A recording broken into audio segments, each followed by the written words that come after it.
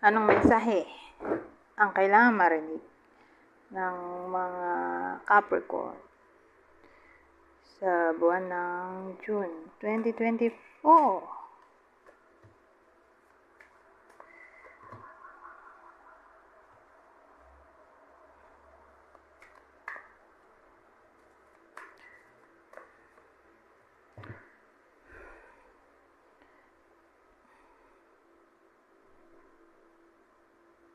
Di nanay ito.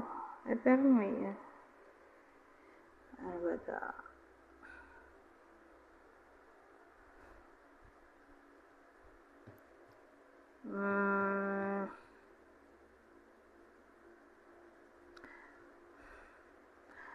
So, nanay ito.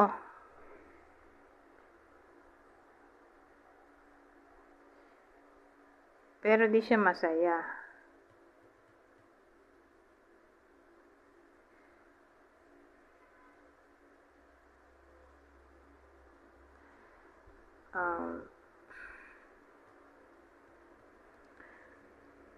Nag-away siguro sila ng puso niya. At malamang break na sila. Kaya nga, Queen of Swords. Pero more like,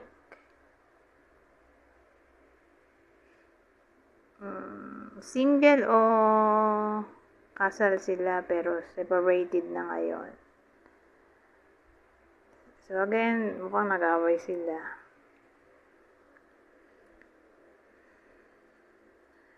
Ano to? Parang masaya siya dito. Masaya na single? Ganda din. Para bang good choice na iniwalayan niya na yung puso niya dahil hindi naman siya masaya doon sa puso niya. So, ang tataman lang ng reading na to babae, na nanay na. Separated siya ngayon o single. Pero kahit ganun na wala siyang karelasyon, masaya pa rin siya. So, ganyan ang dating sa June 2024. So, sino naman kaya yung possible puso ng nanay dito?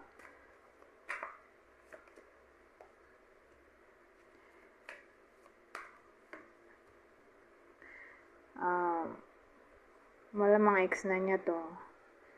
Sagittarius. Kapwa niya Capricorn. O Capricorn.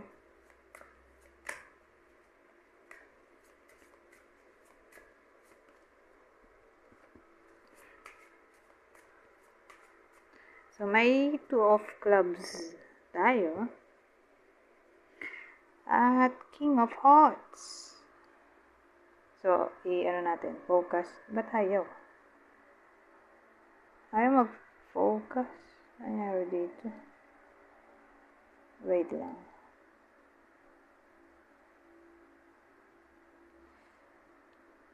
So, ayaw niya mag-focus. Hindi ko alam kung bakit.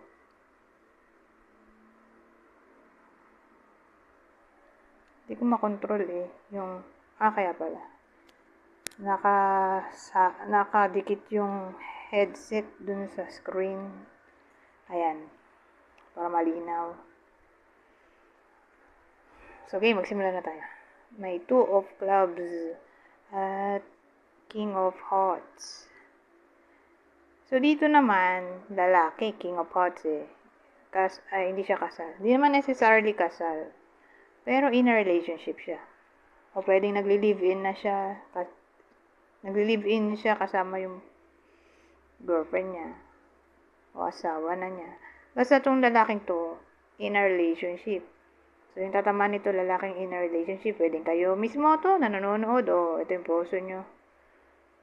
Kung babae.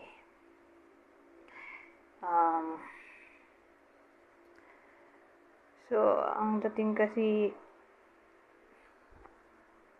parang problemado siya dito Either nangyayari na to, o mangyayari pala.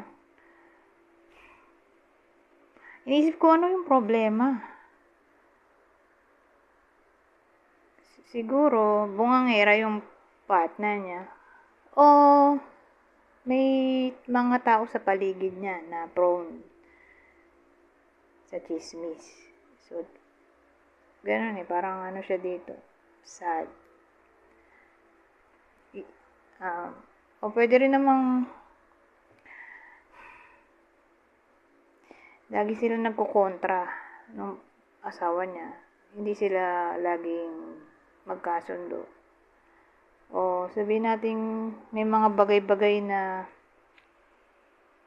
lagi silang opposite ng gustong mangyari. So parang may power struggle dito.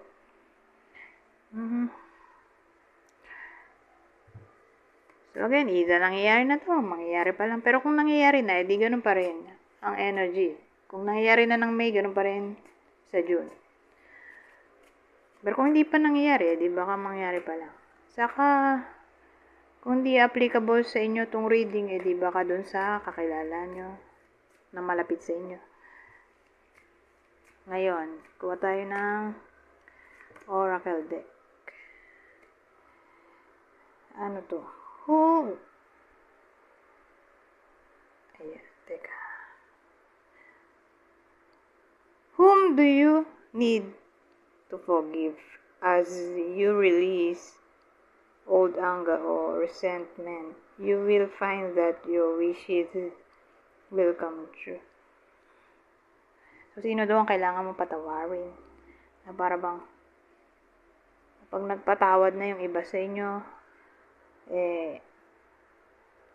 may wish sila na maaaring mangyari, parang reward.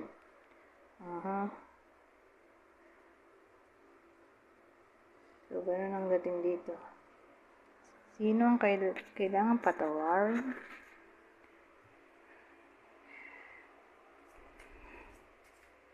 Dito na tayo sa, ito, dagdagan pa natin. Travel. Wow, ang ganda. Ganda nung code. Malabo nga lang. I-edit ko na lang para lumina. Sabi dito, travel. An upcoming trip proves to be life-changing in positive ways. So, expect natin na yung iba sa inyo magta-travel sa June.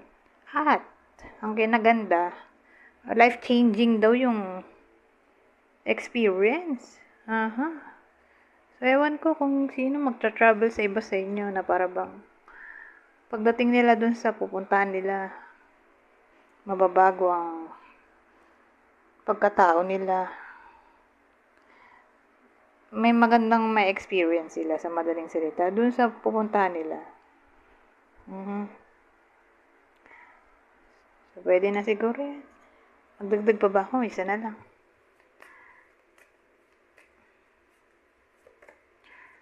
Be yourself. This situation calls for you to be your authentic self, which is the basis for your personal power. So, sa madaling salita, ina-encourage na magpakatotoo sa sarili.